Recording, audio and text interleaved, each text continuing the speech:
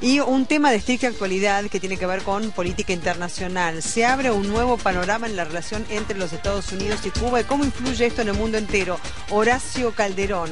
Buen día, ¿cómo estás, María Belén? Bueno, creo que esto es un cambio de paradigma, por lo menos desde el punto de vista gestual. Porque lo medular acá es terminar con el embargo y de aquí al hecho hay un largo camino para recorrer, porque hay mucha oposición, como yo adelanté el otro día acá en este canal. ¿Es embargo o es bloqueo? En instantes los detalles, además el tratamiento parlamentario que contará seguramente con la oposición de parte de los republicanos cuando se haga la presentación formal de parte del primer mandatario norteamericano Barack Obama. Estaba antes Horacio Calderón si era un bloqueo o un embargo el que pesa sobre Cuba por parte de los Estados Unidos, porque depende de qué lado se lo mire. Cuba dice que es un bloqueo y Estados Unidos habla de un embargo. ¿Qué comprendería uno y otro más allá de lo conceptual, Horacio, y qué implicaría un levantamiento del mismo, ¿no? Bueno, a ver, interesante la pregunta, y aparte hay que aclararle al televidente que en realidad es un embargo de todo orden, por supuesto económico, financiero, comercial, de los Estados Unidos contra Cuba, que considera eso un bloqueo económico, para que le quede claro al televidente. Sí. O sea, desde el punto de vista, que es muy importante, del actor principal, que es Estados Unidos, es que ellos, para levantar lo que Cuba considera un bloqueo, necesitan dejar sin efecto, a través del Congreso de los Estados Unidos, que en mayoría se opone en este momento, será conocido, ¿es cierto?, todo un conjunto de leyes y enmiendas que impiden a este país, terminar con esto, salvo lo que está en la competencia del presidente de los Estados Unidos, que tampoco es que no es poco. Claro, o sea, a partir del año 1996 lo que se establece en los Estados Unidos es que tiene que tener tratamiento parlamentario a instancias del propio primer mandatario nacional, en este caso Barack Obama, y que tiene que hacer una serie de puntuaciones fundamentadas para que tenga ese tratamiento parlamentario. Pero el primer escollo que podría encontrar son los propios republicanos, ¿no? Mira, yo estuve analizando el otro día justamente con Pablo Dugan, ¿no? Sí. Y yo le anticipaba a Pablo Dugan, pues yo estuve en Cuba, pero es otro tema que después lo podemos hablar. Como huésped del gobierno, algo insólito, por mi posición ideológica, ¿no? Fue interesante el tema. Y estuve hablando con gente de muy alto nivel allá. Entonces, más o menos uno, claro, conoce in situ, es decir, lo que piensan los grandes personajes de allá, ¿no? Es decir, y uno viéndolo como analista, pero desde una óptica ideológica diferente, lo cual arroja un buen resultado. Yo te aclaro una cosa. El presidente de los Estados Unidos tiene mucho poder, ¿no? Pero hay toda una legislación, se conoce como ley Helms-Burton, por los senadores que impulsaron esta decisión. Y yo le preguntaba a Pablo, justamente, a Pablo Dugan, le digo, mira, Pablo, le digo, hay un inconveniente en todo esto. Cuando quieran designar un embajador en Cuba, ¿cuánto tardaron en aprobar la designación del nuevo embajador en la Argentina? Muchísimo tiempo. ¿Cuánto van a tardar? ¿Y dónde sale el dinero para hacer la embajada de los Estados Unidos en Cuba?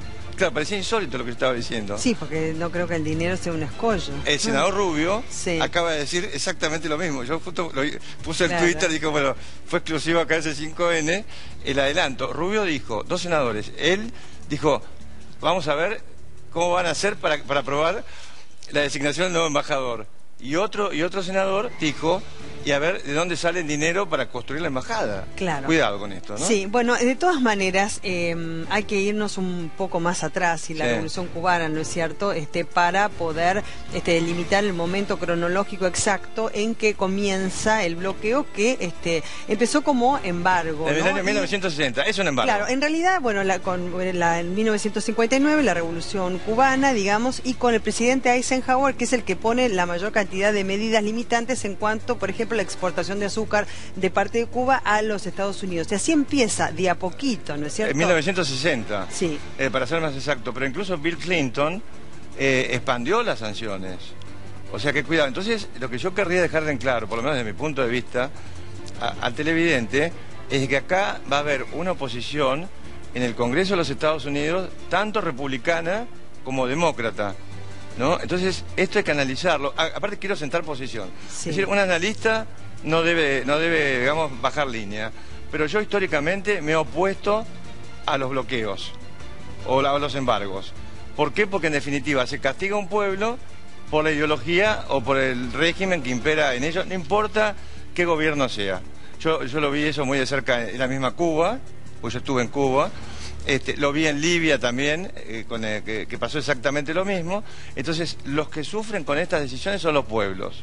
Y yo creo que inclusive desde el punto de vista práctico, lo único que ha conducido este embargo, como dice Estados Unidos, o bloqueo, como dice Cuba, ¿no es cierto?, es el endurecimiento del régimen y quitar todo tipo de posibilidad, ¿no es cierto?, para algún tipo de haber de acuerdo, si es que pudiera existir. Claro, se habla de la oposición que podría provenir de parte de los republicanos en un tratamiento parlamentario en el Congreso, pero también los demócratas. Si hacemos historia, por otra parte, a principio de los 60, sí, que fueron claves, digamos, en cuanto, sí, al bloqueo, ya estaba Edward Kennedy, inclusive, cuando su hermano, John Fitzgerald Kennedy, sí, era el presidente de los Estados Unidos, también promoviendo un mayor bloqueo económico. Y además no nos olvidemos de la instalación de los misiles de Rusia, exacto, en esa región, digamos, en Cuba, exactamente, que fue en el año 1962, exacto, y que eso desde ya instó a un mayor conflicto en lo que fue la división del mundo, en la Guerra Fría después de la Segunda Guerra Mundial. Exactamente, que se estuvo al borde de una guerra nuclear, inclusive, ¿no? ¿Y sabes por qué lo traigo a colación? Porque puedo trazar un paralelo en este momento, Horacio, podemos hacerlo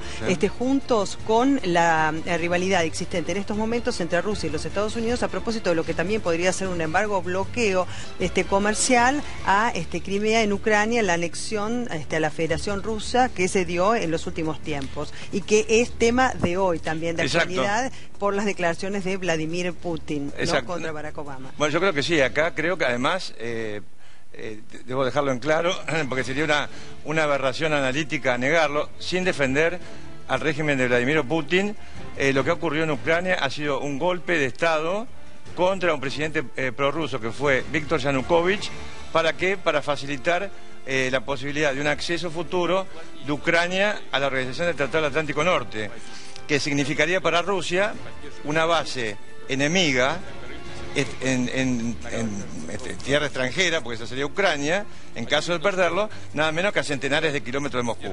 Claro. Entonces, uno tiene que ser en este sentido objetivo, porque yo creo que Rusia de alguna forma se está defendiendo de un cerco geopolítico que le está tendiendo Estados Unidos, que para mi punto de vista es una potencia desestabilizadora. Y vos sabés que yo no soy de izquierda, ¿no? Sí. O sea que yo lo digo esto porque sería faltar a la verdad, a la realidad objetiva que uno está viendo en el mundo, ¿no? Y yo siempre digo, cuidado Argentina en un futuro. Está bien, te respetamos, digamos, en tu análisis, por lo que vos tengas para decir. Estábamos viendo a Vladimir Putin también en cuanto a sus declaraciones recientes, porque esto tiene que ver con la anexión de Crimea a la Federación Rusa, que es tema importante también por lo que implica los gasoductos, ¿no es cierto?, que van por debajo del territorio de Crimea y la provisión entonces de gas a toda Europa. Y además también cabe recordar la disolución de la Unión de las Repúblicas Socialistas Soviéticas. Exacto. Para la posterior composición de lo que ha sido el Estado Nacional ruso, que ha derivado por otra parte también en que no tenga los países satélites. Entonces esto también generó una descomposición y un desequilibrio en el continente europeo, Horacio. Claro, porque Rusia históricamente, de la época de Catalina la Grande, estamos hablando actual, siempre se ha valido de la periferia de Moscú, si no nos quedaríamos con el Principado de Moscovia, ¿no?, con todos los países de la periferia y los que siguen un segundo cordón como zonas de amortiguación, porque ellos no olvidan las invasiones napoleónicas, la invasión de Adolfo Hitler, etcétera, y por dónde llegaron esas invasiones. Claro, y si bien el orden internacional no es el mismo después de la Segunda Guerra Mundial, establecerse la Guerra Fría, de todas maneras lo que está sucediendo ahora entre Rusia y los Estados Unidos, anexando a aliados a los propósitos políticos de cada uno, nos remonta un poco a una situación en un orden internacional diferente. Ahora bien, recuerdo que en el año 1992, por ejemplo, también lo que se prohibió es la provisión de combustible a todos aquellos países, aunque fuesen terceros países, que realizaban comercio con Cuba en puertos norteamericanos, ¿no? Esto, digamos, también profundizó el bloqueo. Carter fue un poco más laxo, ¿no es cierto?, con el bloqueo hacia Cuba, pero no fue lo mismo en el caso del periodo de Bush, ¿no?, que fue más rígido. Exacto. Mira, yo estuve justamente cuando, luego del derrumbe de la Unión Soviética, se abre en Cuba un periodo de excepción. Yo fui a tratar un tema muy sensible entre Argentina y Cuba. Sí. En ese momento, porque a uno a veces le piden este tipo de cuestiones que uno sea lo que hace. Yo llego a Cuba y automáticamente me declararon huésped oficial del gobierno cubano, tanto el Instituto de Turismo como el CESE, que estaba a cargo de un ministro llamado Osmani Cienfuegos, ¿no? Hermano de Camilo Cienfuegos, que recordemos bien, resultó muerto. Bueno, me declararon huésped oficial, claro, con conocimiento que yo tenía una posición distinta, pero ¿por qué fue todo esto también? Porque ellos estaban muy interesados en conocer mi experiencia en Medio Oriente. Entonces yo estuve, por ejemplo, con el famoso comandante, con Ramiro Valdés Ledesma, que tanta actuación ha tenido ahora en Venezuela. Entonces, en ese momento, claro, cuando vos te sentás con una persona de ese calibre y hablás 3 horas, poniendo bien la situación, las cartas sobre la mesa, en un momento que la relación con Estados Unidos estaba realmente muy, pero muy caldeada, ¿no?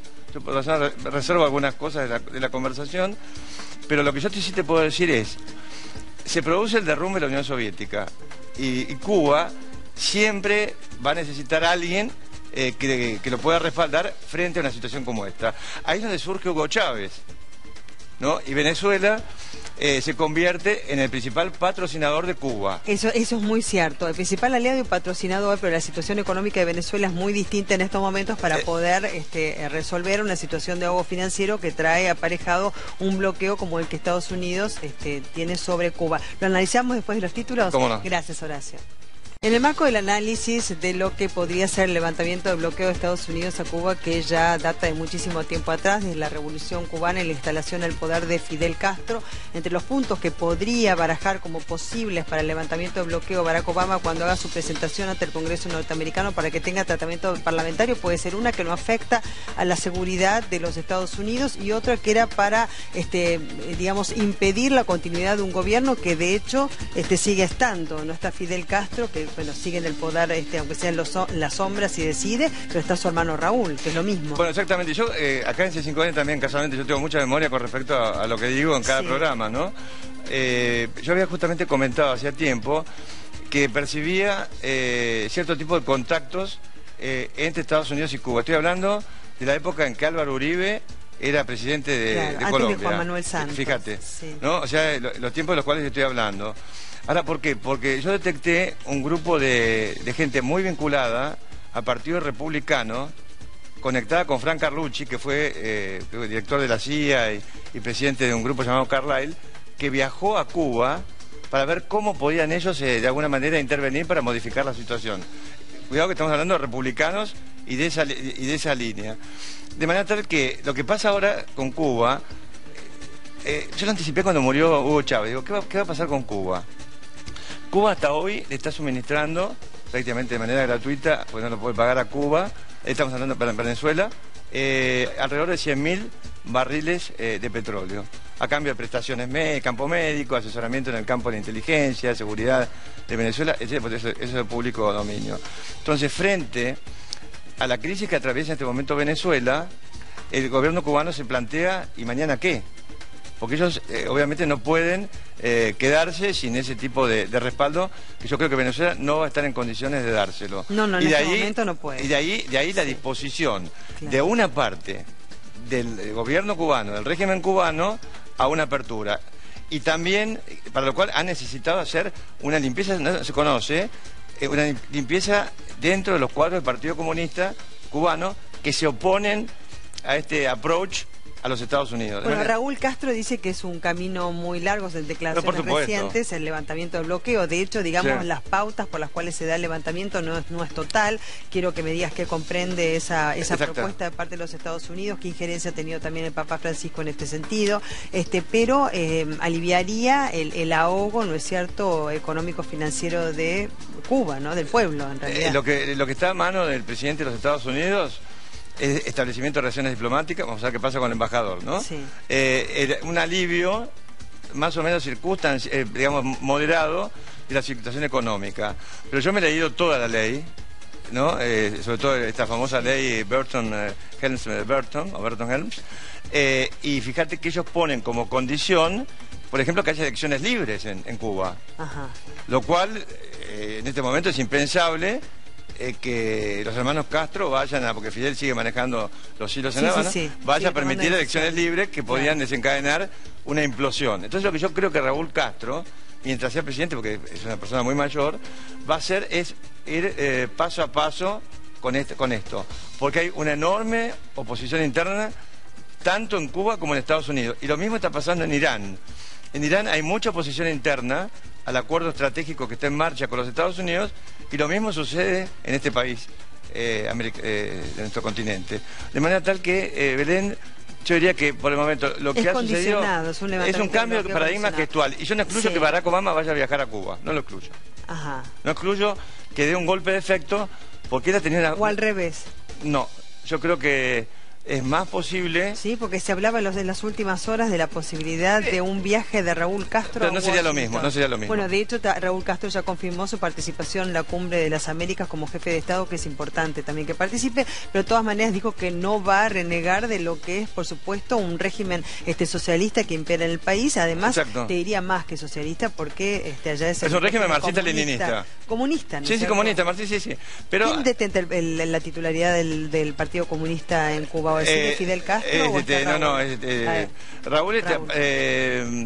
Pero había una limpieza en este momento. No, Fidel está totalmente retirado. Sí, pero de todas maneras en Cuba la también General, hubo modificaciones respecto de la propia estructura interna, por más que haya un régimen socialista. Pero una apertura, como diciendo, bueno, por ejemplo, una suerte de cuentapropismo. Sí. De hecho, yo he recibido algunos mensajes de Cuba, de gente con la cual yo estuve en contacto, diciendo, bueno, a lo mejor si hay inversiones y todo eso, pero cuando yo estuve, había inversiones importantes de Europa en la parte, por ejemplo, de turismo, ¿no? De manera tal, Belén, es lo siguiente, yo no creo que se levante el embargo, ya estamos hablando de leyes, en Estados Unidos se llama embargo, los cubanos dicen bloqueo, pero esa ley, Barton-Helms, no se va a levantar si no hay acuerdo para elecciones libres en Cuba. Entonces, yo creo que eso va a ser muy difícil. Lo que yo veo en este momento es una cuestión de tipo gestual, un intercambio de espías. Bueno, pues un avance. Un intercambio de espías. A mí me hubiera gustado ver liberación de presos, por ejemplo, políticos que los hay, para decir, bueno, acá realmente hay un paso hacia la reconciliación. Claro. Porque eso es muy importante, ¿sabes para qué? Para evitar que en Cuba pueda haber un enfrentamiento grave, civil, entre, llamémosle, aperturistas y personas que quieran permanecer con el régimen actual. Porque si hubiera algún problema de ese orden en Cuba, yo lo dejo, a lo mejor con baja probabilidad de ocurrencia, yo ni siquiera descarto una intervención de los Estados Unidos. Si llegara a producirse un conflicto civil armado en Cuba. Porque Cuba, no olvidemos la distancia que separa de Estados Unidos. Es un país clave para Estados Unidos. Muchísimas gracias, Horacio Calderón. Un placer, como siempre. Gracias. Vamos a otro tema de estricta actualidad, pero policial.